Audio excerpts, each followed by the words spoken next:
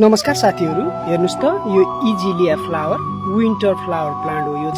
यो चाहिँ तपाईको जाडो महिनामा चाहिँ धेरै फुल्ने गर्दछ।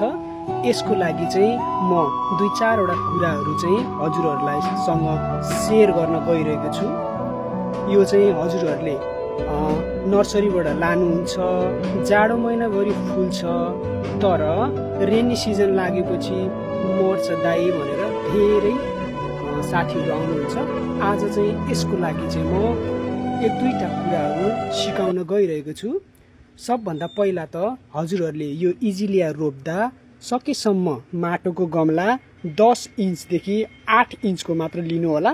यसरी लिने हो भने चाहिँ यसलाई धेरै हुर्कन र फुल्न सजिलो हुन्छ, किनकि यसलाई चिसो र सोइल एकदमै राम्रो हुनु पर्दछ। यो चाहिँ खास हामीले पत्कर मलमा रोपेका छौँ। यो चाहिँ तपाईको पत्कर मल हो। यसमा चाहिँ हामीले पहिला सुरु यो रिपोर्ट गर्दा चाहिँ नर्सरीबाट बिरुवा ल्याइसकेपछि यसमा हामीले थोरै यो बोन मिल दिन सक्छौँ। यो बोन मिल दिइसकेपछि हजुरहरूले यसमा निम खली चाहिँ एड गर्न सक्नुहुनेछ।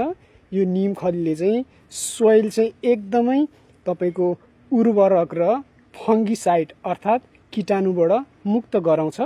यदि यसरी यत्रै गमलामा इजिलिया चाहिँ फ्लावर यदि रोप्ने हो भने चाहिँ हजुरहरूको राम्रो फुल्ने गर्दछ।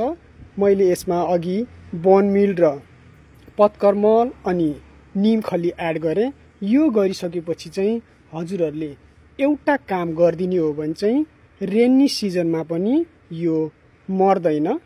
यसमा चाहिँ हामीले यो फङ्गिसाइडको साफ चाहिँ हामीले यो 1 लिटर पानी चाहिँ यसमा घोलेका छौँ।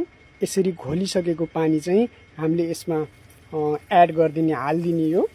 यो हालिसकेपछि चाहिँ माटो पनि शुद्ध भयो र यसलाई हुर्कन र तलबाट आउने जुन माटोबाट आउने रोगहरू चाहिँ यो नियन्त्रण हुन्छ। यसरी गरिदिनु होला। यसरी गरिसकेपछि चाहिँ अवश्य नै राम्रो हुन्छ।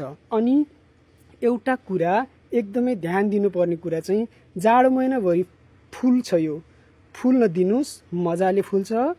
त्यति घाम पनि चाहिँदैन, 1-2 घन्टा घाम भयो पुग्छ यसलाई। अनि त्यो भइसकेपछि चाहिँ रेनी सिजन यानि बर्साती समयमा चाहिँ यसलाई डाइरेक्ट 2-4 दिनको त्यो झरी पर्ने सिजन हुन्छ नि हो, त्यसलाई चाहिँ यसलाई बचाइदिनु अनि पानी नपर्ने ठाउँमा लगेर यसलाई चाहिँ सुरक्षित साथ राखिदिने हो भने चाहिँ यो अर्को सिजनको